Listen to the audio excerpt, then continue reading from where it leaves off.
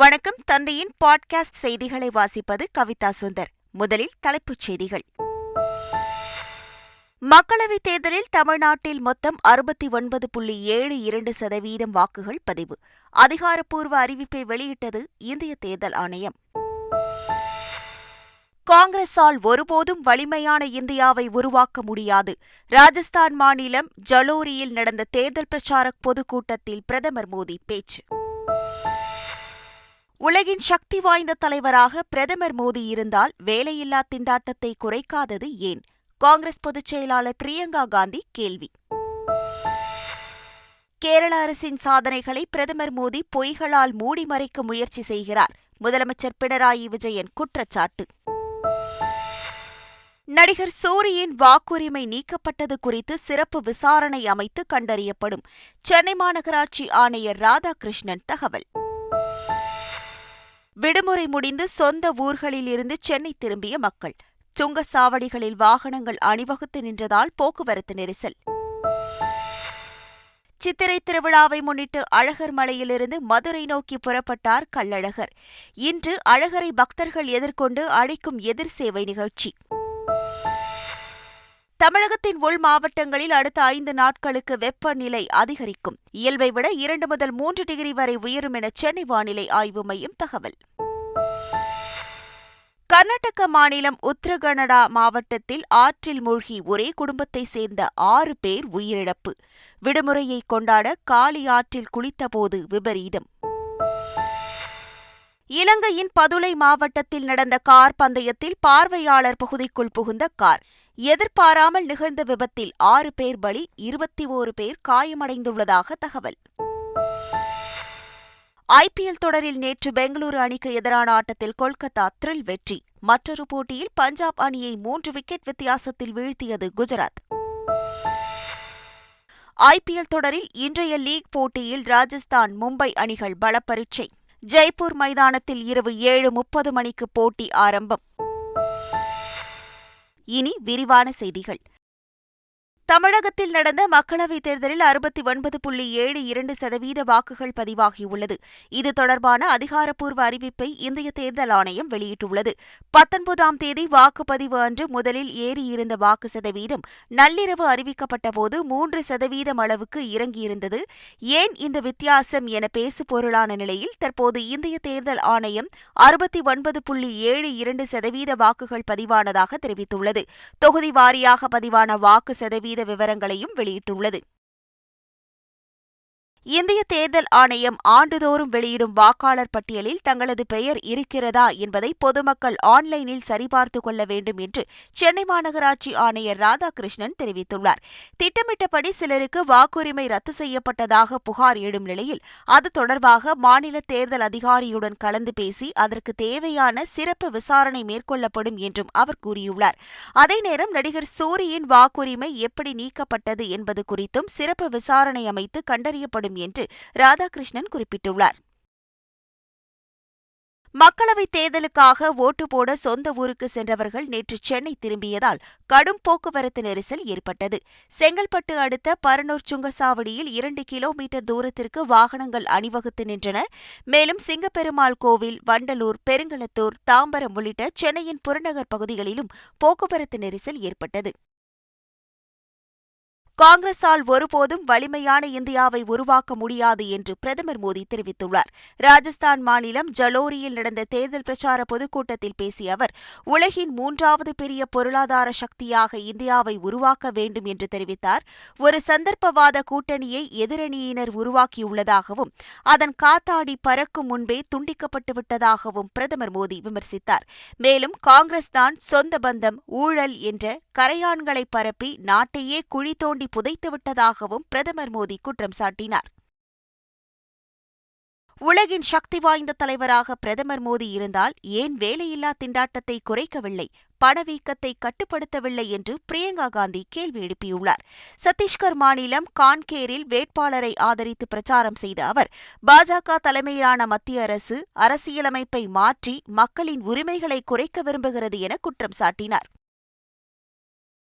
டெல்லி சிறை நிர்வாகம் அரவிந்த் கெஜ்ரிவாலுக்கு இன்சுலின் தர மறுப்பதாகவும் அங்கேயே அவரை கொல்ல பாஜக அரசு முயற்சி செய்வதாகவும் இந்தியா கூட்டணியின் தேர்தல் பொதுக்கூட்டத்தில் கெஜ்ரிவால் மனைவி சுனிதா பகிரங்கமாக குற்றம் சாட்டியுள்ளார். ஜார்க்கண்ட் மாநிலம் ராஞ்சியில் நடந்த தேர்தல் பொதுக்கூட்டத்தில் பேசிய அவர், மக்களுக்காக உழைத்ததற்காக அரவிந்த் கெஜ்ரிவால் சிறைக்கு அனுப்பப்பட்டதாகவும் அவர் மீதான குற்றச்சாட்டுகளை பாஜகவினரால் நிரூபிக்க முடியவில்லை என்றும் கூறினார். சர்வாதிகாரத்துக்கு எதிராக இந்தியா கூட்டணி போராடி வெற்றி பெறும் என்றும் தெரிவித்தார். கேரளாவில் பாஜகவுக்கு வெற்றி வாய்ப்பே இல்லை என்ற நிலையிலும் கேரள அரசின் சாதனைகளை பிரதமர் மோடி பொய்களால் மூடிமறைக்க முயற்சி செய்வதாக முதலமைச்சர் பினராயி விஜயன் குற்றம் சாட்டியுள்ளார்.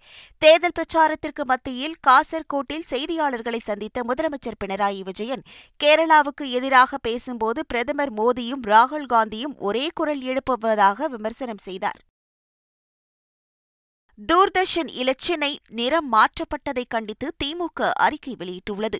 திருவள்ளுவருக்கு காவிச்சாயம் பூசிய பாஜக தற்போது தூர்தர்ஷன் இலச்சினையிலும் காவிக்கரையை அடித்திருப்பதாகவும் இந்த ஆணவம் ஜூன் 4ஆம் தேதி அழிந்தார்கள் என்பதை புலப்படுத்தும் எனவும் தெரிவிக்கப்பட்டுள்ளது. மேலும் இதுகுறித்த முதல்வரின் கண்டனத்தையும் திமுக அறிக்கை சுட்டிக்காட்டியுள்ளது. ஜம்மு காஷ்மீர் மாநிலம் பூஞ்ச் பகுதியில் உள்ள ஒரு வீட்டில் வெளிநாட்டு ஆயுதங்கள் கைப்பற்றப்பட்ட சம்பவம் பரபரப்பை ஏற்படுத்தியுள்ளது. கமாருதீன் என்ற பள்ளி தலைமை ஆசிரியர் வீட்டில் ராணுவப் படையினர் சோதனை நடத்தியபோது வெளிநாட்டில் தயாரிக்கப்பட்ட துப்பாக்கியுடன் அவர் பிடிபட்டார். மேலும் அவரது வீட்டிலிருந்து 2 சீன கையெறி குண்டுகள், பாகிஸ்தான் நாட்டின் துப்பாக்கி ஆகியவை கைப்பற்றப்பட்டன.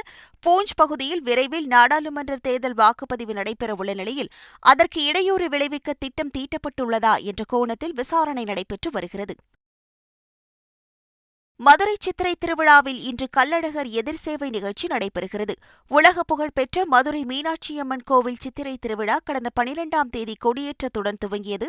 முக்கிய நிகழ்வான மீனாட்சி சுந்தரேஸ்வரர் திருக்கல்யாணம் நேற்று கோலாகலமாக நடைபெற்றது. அதனைத் தொடர்ந்து மணக்கோல சிறப்பு அலங்காரத்தில் சுந்தரேஸ்வரும் பூப்பல்லக்கில் மீனாட்சியம்மனும் வீதியுலா வந்தனர். இந்த நிலையில் அழகர் கோவிலிலிருந்து நேற்று கள்ளழகர் மதுரைக்கு புறப்பட்டார். அவருக்கு இன்று எதிர்சேவை நிகழ்ச்சி நடைபெறுகிறது. நாளை சிகர நிகழ்ச்சியான கள்ளழகர் வைகை ஆற்றில் இறங்கும் வைபவம் வெகு விமரிசையாக நடைபெறவுள்ளது. கூவாகம் கூத்தாண்டவர் கோவில் சித்திரை திருவிழாவையொட்டி விழுப்புரத்தில் மிஸ் திருநங்கை போட்டி நடைபெற்றது. உலக பிரசித்தி பெற்ற கூவாகம் கூத்தாண்டவர் கோவில் திருவிழா கடந்த 9ஆம் தேதி தொடங்கி நடைபெற்று வருகிறது. இதன் முக்கிய நிகழ்வாக திருநங்கைகள் தாலி கட்டிக்கொள்ளும் நிகழ்ச்சி நாளையும், தேர் திருவிழா மற்றும் அரவான் களப்பலியை தொடர்ந்து தாலி அகற்றும் சடங்குகள் நாளை மறுநாள் புதன்கிழமையும் நடைபெறுகிறது. இந்த விழாவில் தமிழ்நாடு மட்டுமின்றி இந்தியா முழுவதும் இருந்து ஏராளமான திருநங்கைகள் பங்கேற்கின்றனர். இந்த நிலையில் விழாவின் ஒரு பகுதியாக விழுப்புரத்தில் மிஸ் திருநங்கை போட்டி நடத்தப்பட்டது. இதில் சென்னையை சேர்ந்த ஷாம்சி முதலிடத்தை பிடித்தார். 2வது இடத்திற்கு புதுச்சேரி வர்ஷாவும், 3வது இடத்திற்கு தூத்துக்குடி சுபப்பிரியாவும் தேர்வாகினர். இவர்களுக்கு சினிமா நட்சத்திரங்கள் அம்பிகா, தீபா, ஸ்ரீகாந்த் மற்றும் தீபக் உள்ளிட்டோர் பரிசுகளை வழங்கி கௌரவித்தனர். கும்பகோணத்தில் அரசு பேருந்து ஓட்டுநரை கண்மூடித்தனமாக தாக்கிய 6 பேரை போலீசார் கைது செய்தனர். இருசக்கர வாகனத்தில் மதுபோதையில் வந்த இளைஞர்கள் இந்த தாக்குதல் சம்பவத்தை அரங்கேற்றியுள்ளனர். இதற்கு அதிமுக பொதுச் செயலாளர் எடப்பாடி பழனிசாமி கண்டனம் தெரிவித்துள்ளார். போதைப்பொருள் புழக்கத்தால் தமிழ்நாட்டில் சட்டம் ஒழுங்கு அடியோடு சீர்கெட்டுள்ளதாக குற்றம் சாட்டியுள்ளார். கடலூர் மாவட்டம் வேப்பூர் அருகே அடுத்தடுத்து 6 கார்கள் மோதிய விபத்தில் 2 பெண்கள் காயமடைந்தனர். தேர்தலில் வாக்களிக்க சொந்த ஊர் சென்றவர்கள் நேற்று சென்னை நோக்கி படையெடுத்தனர். இதனால் சென்னை திருச்சி தேசிய நெடுஞ்சாலையில் வாகன போக்குவரத்து அதிகமாக இருந்தது. இந்த நிலையில் சிறுநெசலூர் அருகே அடுத்து 6 கார்கள் ஒன்றன் பின் ஒன்றாக மோதி விபத்துக்குள்ளானது. இதில் தஞ்சாவூரை சேர்ந்த பிரபு மனைவி சரண்யா, சென்னை காட்டுப்பாக்கத்தை சேர்ந்த சந்திரசேகர் மனைவி ராஜேஸ்வரி இருவரும் காயமடைந்தனர். இந்த விபத்தால் அப்பகுதியில் அரை மணி நேரம் போக்குவரத்து பாதிக்கப்பட்டது. அதிர்ஷ்டவசமாக காரில் பயணம் செய்த 20க்கும் மேற்பட்டோர் லேசான காயத்துடன் உயிர் தப்பினர். திருவள்ளூர் மாவட்டம் பழவேற்காடு கோட்டைக்குப்பம் மீனவ கிராமத்தில் மீனவர்களின் வலைகள் பாதுகாக்கப்படும் இடத்தில் திடீரென தீ விபத்து ஏற்பட்டது. இதில் சுமார் 30 லட்சம் ரூபாய் மதிப்பிலான மீன் வலைகள் முற்றிலுமாக எரிந்து சேதமடைந்தன. தீ விபத்துக்கான காரணம் குறித்து போலீசார் வழக்கு பதிவு செய்து விசாரணை மேற்கொண்டு வருகின்றனர். கேரளாவில் போக்குவரத்து துறையில் மதுபோதையில் பணியாற்றிய மேலும் 97 ஊழியர்கள் சஸ்பெண்ட் செய்யப்பட்டுள்ளனர். மதுபோதையில் யாராவது பணிக்கு வந்தால் அவர்கள் மீது கடும் நடவடிக்கை எடுக்க மாநில போக்குவரத்து துறை அமைச்சர் கணேஷ்குமார் உத்தரவிட்டிருந்தார். அதன்படி ஏற்கனவே 74 நிரந்தர ஊழியர்கள் சஸ்பெண்ட் செய்யப்பட்டனர். 26 தற்காலிக ஊழியர்கள் மீது டிஸ்மிஸ் நடவடிக்கை எடுக்கப்பட்டது. இந்த நிலையில் மேலும் 97 நிரந்தர ஊழியர்களை சஸ்பெண்ட் செய்தும் 40 தற்காலிக ஊழியர்கள் பணி நீக்கமும் செய்யப்பட்டுள்ளனர். கேரள மாநிலத்தில் பரவும் பறவை காய்ச்சல் காரணமாக தமிழக எல்லைப் பகுதிகளில் சோதனை தீவிரப்படுத்தப்பட்டுள்ளது. நீலகிரியில் உள்ள சோதனை சாவடிகளில் கால்நடை மருத்துவக் குழு களம் இறங்கியுள்ளது. கேரளாவில் இருந்து வரும் வாகனங்களுக்கு கிருமி நாசினி தெளித்த பின்னரே தமிழக பகுதிக்குள் அனுமதிக்கப்படுகின்றன. குமரி களியக்காவிளை பகுதியில் கால்நடை பராமரிப்புத் துறையினர் சோதனை சாவடி அமைத்து தீவிர கண்காணிப்பு பணியில் ஈடுபட்டுள்ளனர். இதேபோல் தேனி போடிநாயக்கனூரில் கால்நடை சுகாதாரத்துறையினர் ஆய்வு மேற்கொண்டு வருகின்றனர். கர்நாடகாவில் சுற்றுலா சென்ற இடத்தில் ஆற்றில் குளித்தபோது ஒரே குடும்பத்தைச் சேர்ந்த 4 சிறுவர்கள் உட்பட 6 பேர் நீரில் மூழ்கி உயிரிழந்தனர். ஹூப்ளி நகரைச் சேர்ந்த ஒரே குடும்பத்தைச் சேர்ந்த 8 பேர் ஞாயிற்றுக்கிழமை விடுமுறை தினத்தை கொண்டாட கார்வார் நகரில் உள்ள தண்டேலி பகுதிக்கு வந்துள்ளனர். அங்குள்ள காளி ஆற்றில் இறங்கி அனைவரும் குளித்துக் கொண்டிருந்த போது இந்த துயரம் நிகழ்ந்துள்ளது. இது தொடர்பாக அவர்களுடன் வந்த மற்ற 2 பேரிடம் போலீசார் விசாரணை நடத்தி வருகின்றனர். இலங்கையில் பதுளை மாவட்டம் தியத்தலாவையில் நடைபெற்ற கார் பந்தயத்தில் பார்வையாளர்கள் மீது கார் பாய்ந்து பயங்கர விபத்து ஏற்பட்டது. இதில் 6 பேர் உயிரிழந்துள்ளனர். 21 பேர் படுகாயங்களுடன் மீட்கப்பட்டனர். இவர்களில் சிலர் கவலைக்கிடமாக இருப்பதால் உயிரிழப்பு மேலும் அதிகரிக்கும் என அஞ்சப்படுகிறது. தமிழகத்தின் உள் மாவட்டங்களில் ஓரிரு இடங்களில் அடுத்த 5 நாட்களுக்கு வெப்பநிலை அதிகரிக்கும் என சென்னை வானிலை ஆய்வு மையம் தெரிவித்துள்ளது. இயல்பை விட 3 டிகிரி செல்சியஸ் வரை வெப்பம் உயரும் என்று தெரிவிக்கப்பட்டுள்ளது. அதே நேரம் மேற்கு தொடர்ச்சி மலை மாவட்டங்கள் மற்றும் அதனை ஒட்டிய மாவட்டங்களில் ஓரிரு இடங்களில் லேசானது முதல் மிதமான மழை பெய்யக்கூடும் எனவும் வானிலை ஆய்வு மையம் தெரிவித்துள்ளது. ஐபிஎல் தொடரில் சென்னை மற்றும் லக்னோ அணிகள் மோதும் போட்டி சேப்பாக்கம் மைதானத்தில் நாளை நடைபெறவுள்ளது.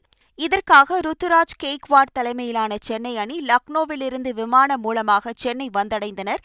சென்னை அணி வீரர்களுக்கு ரசிகர்கள் உற்சாக வரவேற்பு அளித்த நிலையில் தோனியை கண்டவுடன் ஆரவாரம் செய்தனர். ஐபிஎல் தொடரில் நேற்று நடைபெற்ற முதல் ஆட்டத்தில் பெங்களூரு அணியை 1 ரன் வித்தியாசத்தில் வீழ்த்தி கொல்கத்தா த்ரில் வெற்றியை ருசித்தது. முதலில் பேட்டிங் செய்த கொல்கத்தா அணி நிர்ணயிக்கப்பட்ட 20 ஓவர்களில் 222 ரன்கள் எடுத்தது. இதையடுத்து களமிறங்கிய பெங்களூரு அணி கடைசி வரை போராடியும் 1 ரன் வித்தியாசத்தில் தனது வெற்றியை பறிகொடுத்தது. இதேபோல் மற்றொரு ஆட்டத்தில் பஞ்சாப் அணியை 3 விக்கெட்டுகள் வித்தியாசத்தில் குஜராத் அணி வீழ்த்தியது. இந்த நிலையில் இன்று நடைபெறும் 38வது லீக் போட்டியில் ராஜஸ்தான் மற்றும் மும்பை அணியும் பலப்பரீட்சை நடத்துகின்றன. ஜெய்ப்பூரில் உள்ள சவாய் மான்சிங் மைதானத்தில் இரவு 7:30 மணிக்கு இந்த போட்டி தொடங்குகிறது. இரு அணிகளும் அதிரடியான பேட்டர்களை கொண்டிருப்பதால் ஆட்டம் விறுவிறுப்பாக இருக்கும் என எதிர்பார்க்கப்படுகிறது. மீண்டும் தலைப்புச் செய்திகள். மக்களவைத் தேர்தலில் தமிழ்நாட்டில் மொத்தம் 69.72% வாக்குகள் பதிவு. அதிகாரப்பூர்வ அறிவிப்பை வெளியிட்டது இந்திய தேர்தல் ஆணையம்.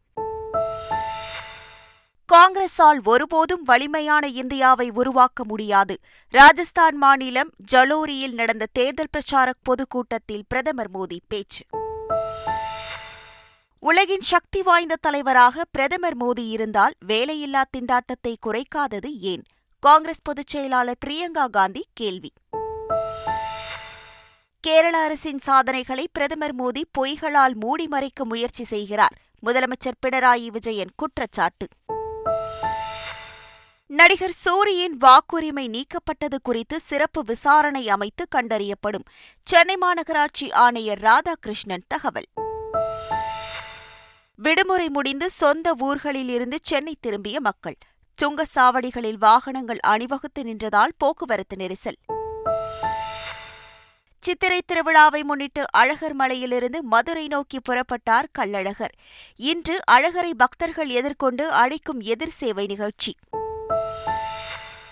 தமிழகத்தின் உள் மாவட்டங்களில் அடுத்த 5 நாட்களுக்கு வெப்பநிலை அதிகரிக்கும். இயல்பை விட 2 முதல் 3 டிகிரி வரை உயரும் என சென்னை வானிலை ஆய்வு மையம் தகவல்.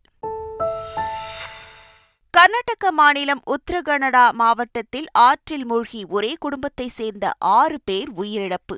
விடுமுறையை கொண்டாட காளி ஆற்றில் குளித்தபோது விபரீதம். இலங்கையின் பதுளை மாவட்டத்தில் நடந்த கார் பந்தயத்தில் பார்வையாளர் பகுதிக்குள் புகுந்த கார். எதிர்பாராமல் நிகழ்ந்த விபத்தில் 6 பேர் பலி, 21 பேர் காயமடைந்துள்ளதாக தகவல். ஐபிஎல் தொடரில் நேற்று பெங்களூரு அணிக்கு எதிரான ஆட்டத்தில் கொல்கத்தா த்ரில் வெற்றி. மற்றொரு போட்டியில் பஞ்சாப் அணியை 3 விக்கெட் வித்தியாசத்தில் வீழ்த்தியது குஜராத். ஐபிஎல் தொடரில் இன்றைய லீக் போட்டியில் ராஜஸ்தான் மும்பை அணிகள் பலப்பரீட்சை. ஜெய்ப்பூர் மைதானத்தில் இரவு 7:30 மணிக்கு போட்டி ஆரம்பம். இத்துடன் இன்றைய பாட்காஸ்ட் செய்திகள் நிறைவடைகின்றன. வணக்கம்.